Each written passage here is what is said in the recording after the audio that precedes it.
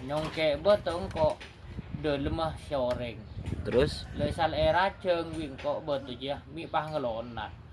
Sal ngelonat betu ci wing kok congke boleh. Sale kencil sale tarik kan pas tepak kegeman. Ya pada terus melakukan penggalian batu dan tanpa disengaja mendapatkan suatu benda yang terdaftar dalam buku The History of Java tulisan Raffles.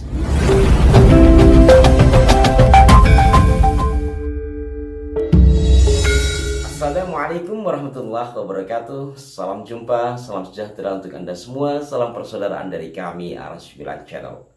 Kembali saya menyapa Anda dan sahabat-sahabatku sekalian. Beberapa edisi yang lalu kami mengulas tentang Profesor Habib Said Aqil Husain Al-Munawwar yang berburu harta karun pada 2002 yang silam ketika beliau menjabat sebagai Menteri Agama. Nah, edisi kali ini saya akan membahas yang ada kaitannya dengan harta karun itu.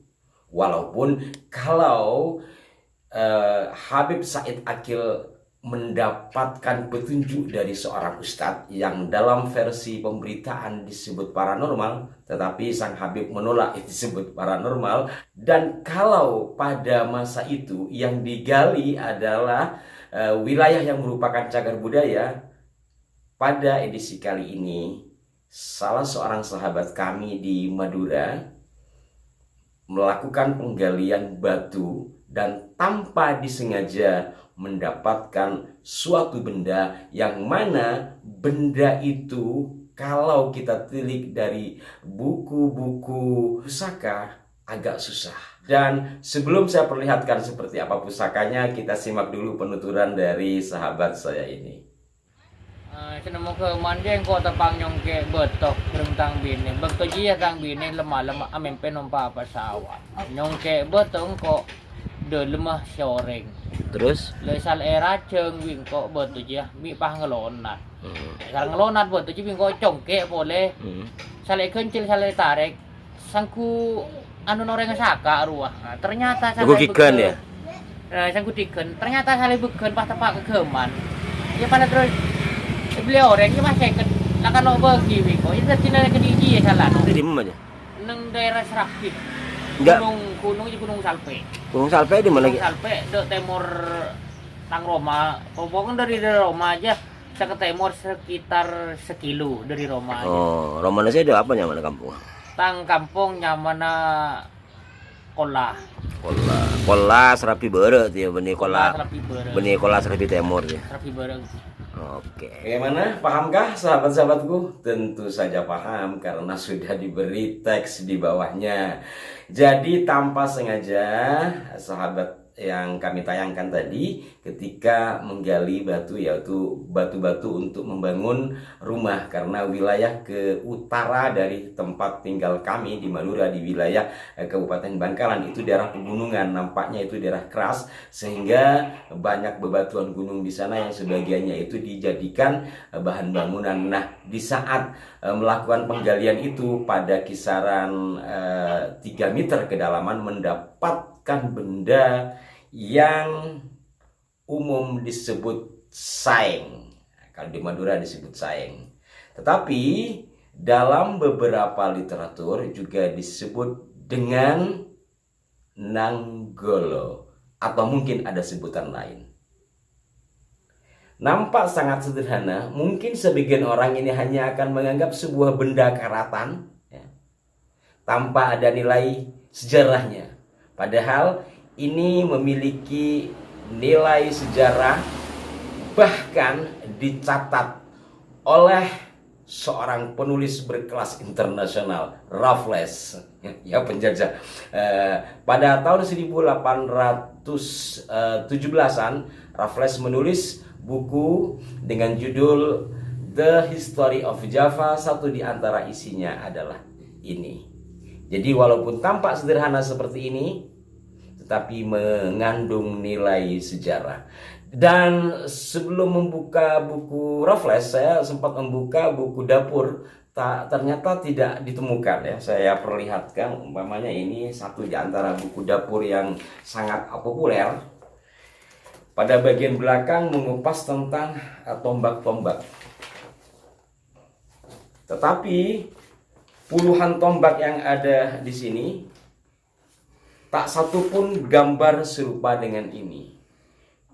Padahal sangat terkenal disebut saing di daerah Madura, dan secara umum dalam dunia Tosan Aji ini disebut Nanggolo. Disebut Nanggolo karena mungkin mirip Nanggolo kalau di Madura ya. Di Madura itu yang buat luku-luku itu orang Madura bilang Nenggele. Kemudian di bawah Nenggolo itu pada bagian bawah itu ada namanya kiken ya, cabang terus kiken bagian depannya yang begini. Ini mirip sekali, maka mungkin Nanggolo itu serapan dari Nanggele, mungkin, saya tidak mengklaim ya. Dan benda pusaka Nanggolo tidak hanya seperti ini saja, ada bentuk lain. Saya tampilkan dalam gambar. Ya, satu di antaranya seperti itu. Adapun fungsi dari pusaka ini setidaknya ada dua pendapat. Pendapat yang umum dikatakan bahwa Nanggolo adalah semacam senjata tajam untuk berburu. Ada untuk berburu binatang di darat, ada juga berburu binatang di laut. Sehingga yang umum itu memang seperti yang tampak dalam gambar. Nah, menariknya saudaraku sekalian, sebagaimana saya katakan tadi bahwa benda yang seperti ini itu terdaftar dalam buku The History of Java tulisan Raffles. Saya perlihatkan kepada Anda. Satu di antara sejumlah pusaka yang masuk kategori tombak pada bagian bawah sama dengan pusaka yang saya perlihatkan. Nah, dari sinilah sahabat-sahabatku sekalian, pentingnya kita merawat budaya, pentingnya kita melestarikan tinggalan-tinggalan budaya. Walaupun sekali lagi sesederhana ini adalah fakta sejarah, ini adalah artefak sejarah. Kalau umpamanya ini memang benda tajam untuk berburu, maka dari sini kita bisa melihat seperti apa dulu orang berburu, baik itu berburu ikan ataupun berburu binatang buas di hutan. Kemudian ternyata setelah saya tilii dan saya tanyakan juga kepada sahabat-sahabat, ini masuk dari bagian jenis tempat lipat. Jadi tidak asal sebagaimana orang pandai besi membuat semacam pisau namanya. Jadi ada kekhususan. Itu dari satu sisi. Dari sisi lain, pendapat ada yang mengatakan bahwa senjata serupa ini atau yang disebut saing atau Nanggolo itu bukan untuk berburu, tetapi ada sisi lain yang dimanfaatkan dari sisi tuah dan sisi lainnya lagi yang masih misteri. Wallahu a'lam mana yang lebih benar dari semua pendapat itu. Namun yang pasti bahwa inilah salah satu fakta sejarah, artefak sejarah, dan menyimpan banyak cerita jikalau kita kupas, mulai dari sisi materialnya, dari sisi tempat lipatnya, dan sisi fungsi serta yang lain-lainnya. Penting hal ini kami ulas sebagaimana hampir tiap pekan kami mengulas tentang pusaka, karena itu bagian dari artefak sejarah, menyimpan banyak catatan di dalamnya. Dan jangan sampai juga nanti benda-benda seperti ini pun malah diklaim menjadi bagian benda bawaan atau buatan bangsa asing. Bukti tertulis dari catatan eksternal Raffles menunjukkan bahwa ini benar-benar pusaka. Setidaknya di situ ditulis Jawa, mungkin yang dimaksud Pulau Jawa, atau yang dimaksud adalah Nusantara. Mari kita sama-sama menjaga kelestarian budaya, kelestarian tinggalan leluhur kita sebisa mungkin. Sebab kalau tidak, maka nanti akan diklaim. Bayangkan, wong Indonesia saja sudah diklaim Mere Aulia Tarim yang mencetuskan NU, juga orang mereka dan yang lain-lainnya. Maka kesadaran dan kepedulian untuk menjaga tinggalan sejarah adalah sesuatu yang sangat penting demi lestarinya peradaban kita.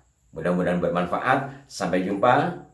Mohon maaf jika ada kekeliruan. Wassalamualaikum warahmatullahi wabarakatuh.